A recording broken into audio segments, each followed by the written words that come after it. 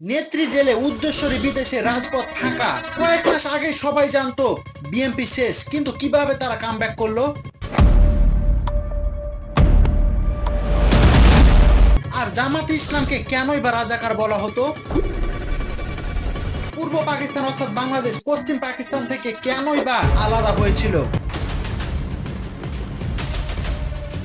আর বঙ্গবন্ধু শেখ মুজিবুর রহমান আর্মিদেরকে নিয়ে কেনই বা মুক্তিবাহিনী গঠন করেছিলেন?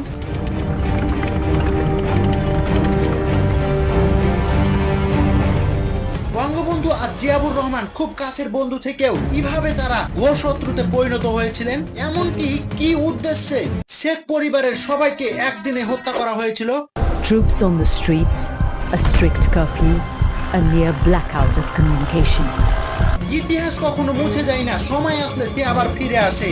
আওয়ামী লীগ আর ক্ষমতায় নেই, বিএনপি আবার ফিরে এসেছে রাজনীতির কেন্দ্রবিন্দুতে। কিন্তু এখন প্রশ্ন হচ্ছে, একটি দল যেটা প্রায় 2 দশক ক্ষমতায় ছিলেন না, তারা কিভাবে আবার ফিরে এলেন?